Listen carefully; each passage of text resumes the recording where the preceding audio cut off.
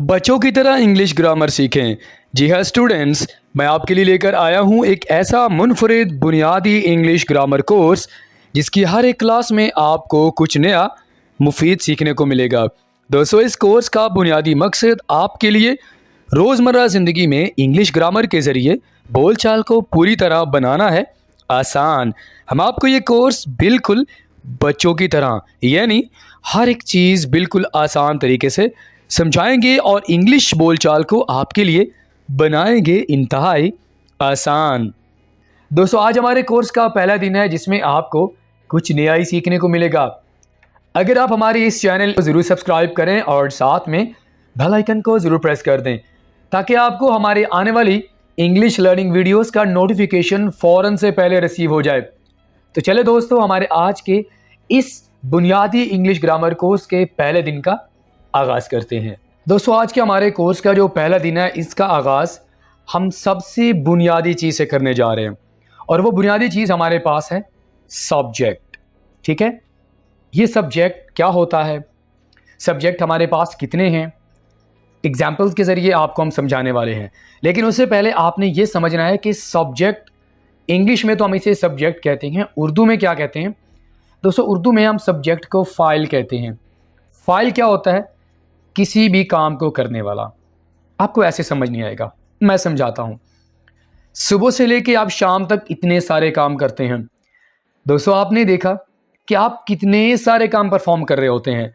क्या ऐसा पॉसिबल है कि आप उन कामों को यानी आप खुद ब खुद वो काम हो जाएं? दुनिया में कोई ऐसा काम नहीं है जिसको कोई करने वाला ना हो। आपको मेरी बात समझ आ रही है? जी हाँ, तो कोई ना कोई काम को करने वाला होता है। उसी काम के करने वाले को हम इंग्लिश में सब्जेक्ट और उर्दू में फ़ाइल कहते हैं। ठीक है, ये बात आपको समझ आ गई। सब्जेक्ट हमारे पास क्या होता है? फ़ाइल यानी काम को करने वाला। कोई भी काम दुनिया में बगैर फ़ाइल के नहीं होता। ठीक है, एक चीज़ और याद रखिएगा दोस्तों, आप इंग्लिश या उर्दू में छोटा सा छोटा फ़िक्रा भी बनाना चाहते हैं, उसके लिए आपको सब्जेक्ट हर हाल में चाहिए। अगर आप किसी भी सेंटेंस को बनाते हैं और उसमें सब्जेक्ट को मेंशन नहीं करते यानी आप सब्जेक्ट को लेके नहीं आते, तो वो सेंटेंस आपका गलत होगा, इनकरेक्ट होगा, आपको पूरा मायना नहीं देगा, आपको सेंटेंस की समझ नहीं आएगी। ठीक है, तो सब्जेक्ट होगा तो आपका फ़िक्रा मुकम्मल होगा। अगर किसी सेंटेंस में चाहे उर्दू हो या कोई भी लैंग्वेज हो, उर्दू इंग्लिश की हम बात नहीं करते, इसके अलावा कोई भी लैंग्वेज हो, हर लैंग्वेज में फ़ाइल होना चाहिए। ठीक है कि नहीं है? तो दूसरी चीज़ आपने क्या समझी कि सेंटेंस में सब्जेक्ट का होना ज़रूरी है। अगर किसी भी सेंटेंस में सब्जेक्ट नहीं होगा तो वो सेंटेंस आपका इनकम्प्लीट है, गलत होगा, उसको हम सेंटेंस कंसीडर ही नहीं करेंगे। यहाँ तक आपने दो बातें सीख ली हैं। अब आपको मैं इसकी डेफिनेशन सिखाता हूँ, वो सीख लीजिए। फ़िक्रे में किसी भी काम के करने वाले को सब्जेक्ट कहा जाता है। पॉइंट कौन सा यहां पर आपने उठाना है? काम करने वाले को फ़िक्रे में। तो अभी मैंने आपको बताया दोस्तों कि कोई भी काम बगैर सब्जेक्ट के नहीं होता। अब यहां पर देखो, मैं आपको पढ़ा रहा हूं तो पढ़ाने वाला कौन है? मैं आपको पढ़ा रहा हूं तो मैं आपको पढ़ाने वाला हूं, मैं फ़ाइल हूं। आप सीख रहे हैं, सीखने वाला कौन है? आप फ़ाइल हैं। ठीक है ना? तो जो भी काम आप परफॉर्म कर रहे होते हैं उसमें हर हाल में फ़ाइल होना लाजमी है, वरना फ़ाइल के बगैर आपका सेंटेंस कंप्लीट नहीं होगा। यहाँ तक आपने बात देख ली दोस्तों कि सब्जेक्ट क्या होता है। सब्जेक्ट फ़ाइल यानी किसी भी काम को करने वाले को हम फ़ाइल कहते हैं। नंबर 2, हर सेंटेंस में चाहे छोटा हो चाहे बड़ा हो, उसमें सब्जेक्ट हर हाल में होगा। उसके बाद आपको हमने डेफिनेशन बताई कि फ़िक्रे में किसी भी काम के करने वाले को हम सब्जेक्ट कहते हैं।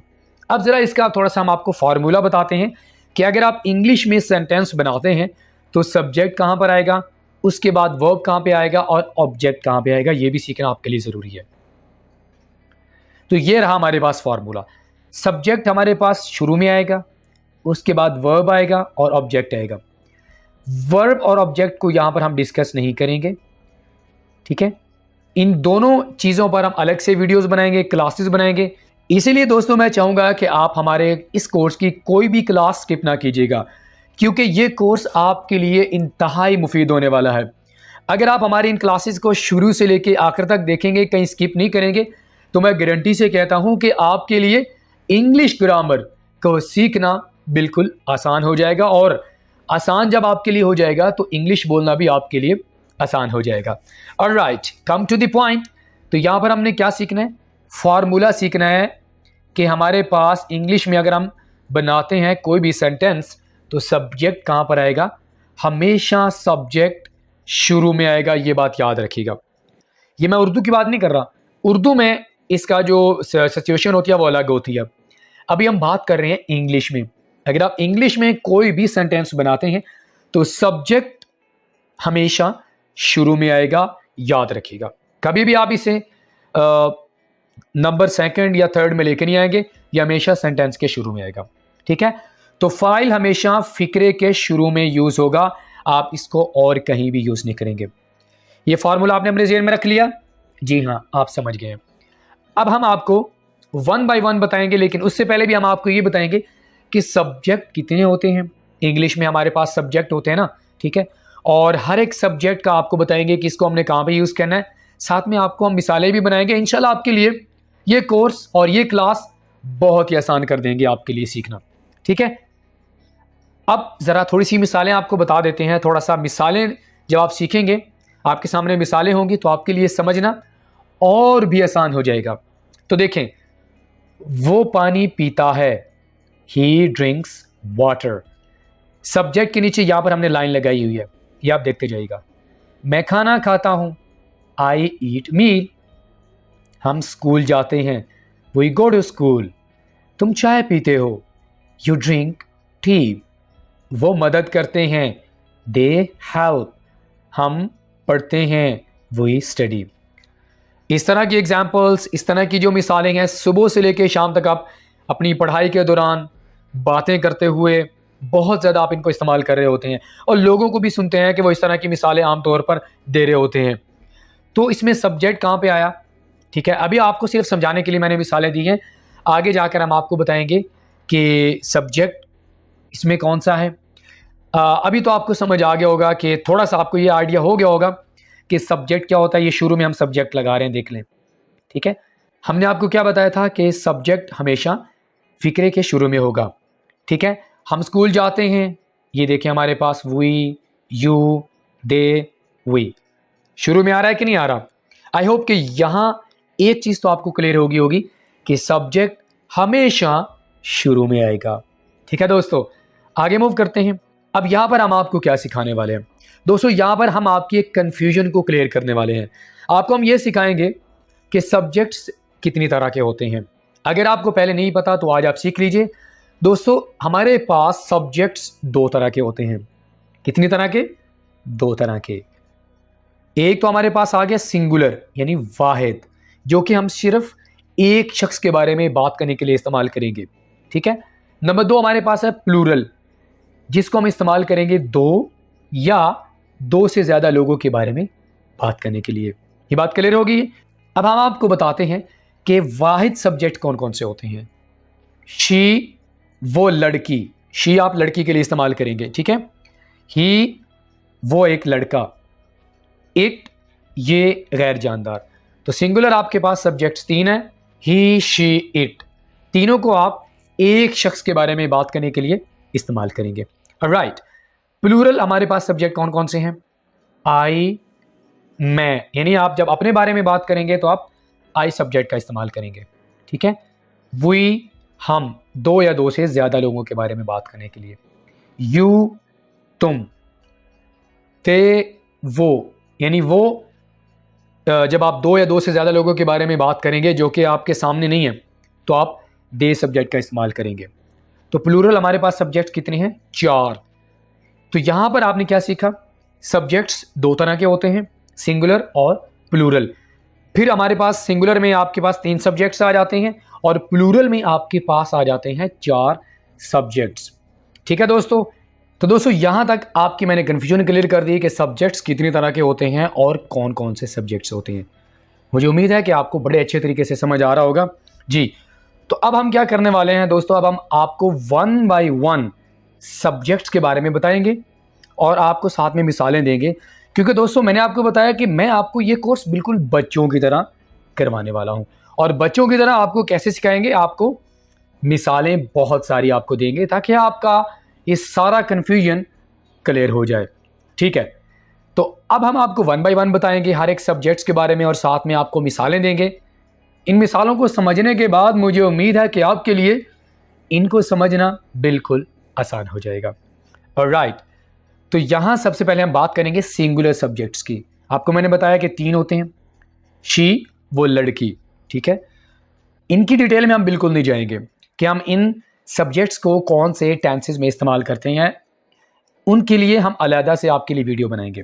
ठीक है, तो यहां पर आपको एग्जाम्पल्स के जरिए बिल्कुल आसान तरीके से समझाएंगे कि इनको हम इस्तेमाल कैसे करते हैं और कैसे आप इनको यूज करके एग्जाम्पल्स बना सकते हैं। ठीक है, तो सबसे पहले हमारे पास क्या मिसाल आ गई है शी के बारे में, वो मदद करती है। शी हेल्प्स, वो खोलती है। शी ओपन्स, वो पढ़ती है। शी स्टडीज, वो सोती है। शी स्लीप्स, वो सफ़र करती है। She travels.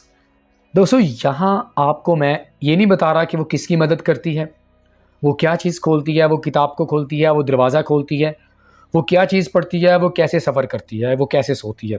ठीक है, यहाँ सिर्फ मकसद आपको ये समझाना है कि ये सब्जेक्ट्स क्या होते हैं और कैसे आप इन सब्जेक्ट्स को यूज़ कर सकते हैं और कैसे आप आसान तरीके से एग्जाम्पल्स बनाना सीख सकते हैं।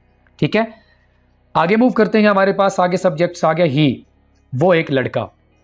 ही प्लेज, वो खेलता है। ही क्राइज, वो रोता है। ही टीचेस, वो पढ़ाता है। ही ईट्स, वो खाता है। ही गोज, वो जाता है।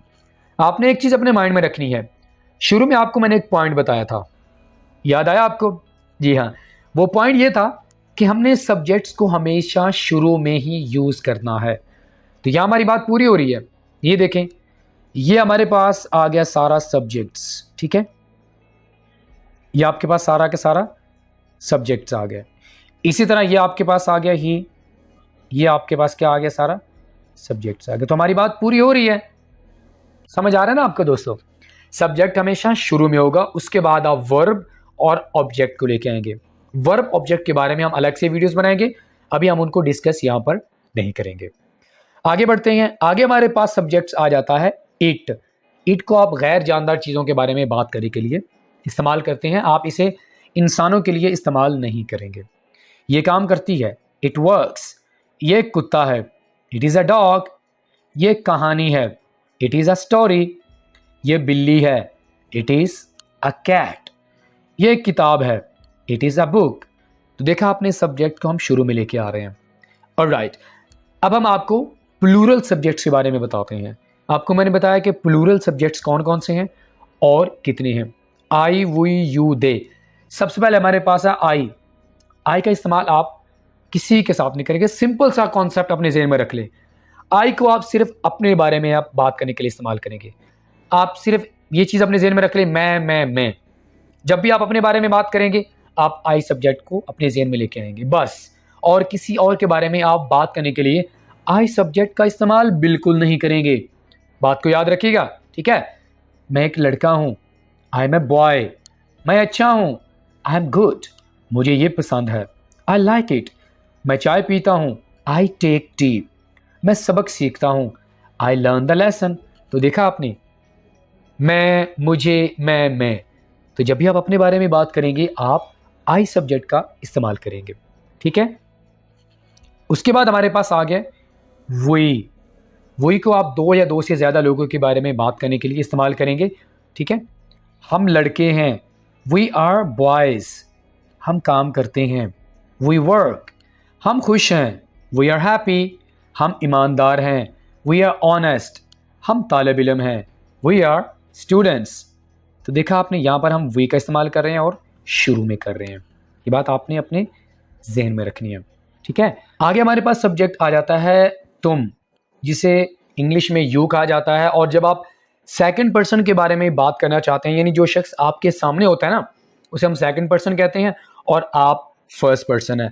फर्स्ट पर्सन में हमारे पास जो सब्जेक्ट आते हैं वो है आई और वी भी आप इस्तेमाल करते हैं अपने बारे में बात करने के लिए, यानी जब आप दो या दो से ज़्यादा होंगे आप कहते हैं हम, ठीक है। इसी तरह आपके पास आई भी है, आप अपने बारे में बात करने के लिए इस्तेमाल करते हैं, इनको फर्स्ट पर्सन कहा जाता है। यू आपके पास सेकंड पर्सन है जिसे आप एक शख्स के बारे में बात करने के लिए इस्तेमाल करते हैं। यहाँ पर मैं थोड़ी सी आपकी कन्फ्यूजन क्लियर कर दूँ, इसको हम प्लूरल क्यों इस्तेमाल करते हैं? वैसे तो हम एक शख्स के बारे में बात करने के लिए इस्तेमाल कर रहे हैं ना दोस्तों। जब भी टीचर जो है वो क्लास में एंटर होता है तो वो क्या कहता है? How are you. क्लास में 10 स्टूडेंट हों, 2 हों, 20 हों, जितने भी हों, तो टीचर कहता है हाउ आर यू।